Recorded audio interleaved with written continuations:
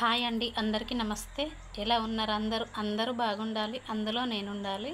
నేను ఒక చిన్న స్టోరీ చెప్తున్నా, విని ఎలా ఉందో కామెంట్ బాక్స్లో కామెంట్ చేయండి. ఒక అమ్మాయి మధ్యాహ్నం 12 గంటలు అవుతుంది, రోడ్డు మీదకి వచ్చి నిలబడింది. అంటే వాళ్ళ వాకిట్లో నుండి రోడ్డు మీదకి వచ్చి నిలబడింది. సీసీ రోడ్డు ఉంటుందన్నమాట వాళ్ళ ఇంటి ముందు. రోడ్డు మీదకి వచ్చి నిలబడింది, ఎవరైనా వస్తారేమో అని చూస్తోంది. చూడగా అటు నుండి ఒక అబ్బాయి వస్తున్నాడు. చూస్తుంది ఆ అబ్బాయిని. ఆ అబ్బాయి తనకి కొడుకు వరుస అవుతాడన్నమాట. తను పిన్ని వరుస అవుతుంది. నాని ఎటు పోతున్నావంటే షాప్కి వెళ్తున్న పిన్ని అన్నాడు అతను. టక్కు మన చెయ్యి పట్టుకొని ఇంట్లోకి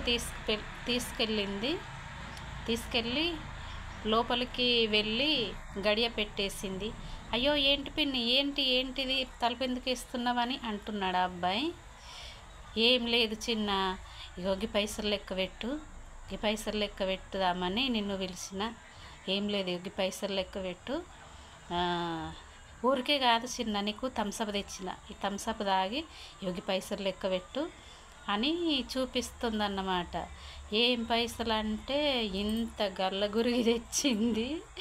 గల్లగురిగి తెచ్చి పలగొట్టింది. అన్నీ మొత్తం 500 నోట్లు చిన్నగా మడత పెట్టి ఉన్నాయన్నమాట. ఎన్ని వెళ్ళినాయి 500 నోట్లు.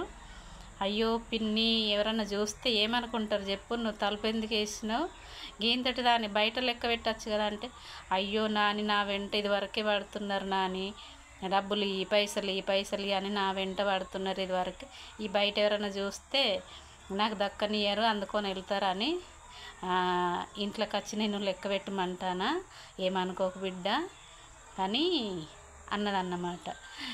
ఆ డబ్బులు లెక్క పెడుతున్నారు ఇద్దరు. వాళ్ళ ఇంట్లోకి వెళ్తున్నప్పుడు ఒక అమ్మాయి చూసింది.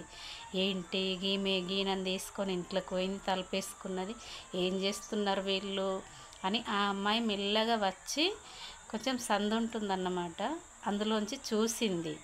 చూసేసరికి డబ్బులు లెక్క పెడుతున్నారు. నవ్వుకుంది ఆ అమ్మాయి.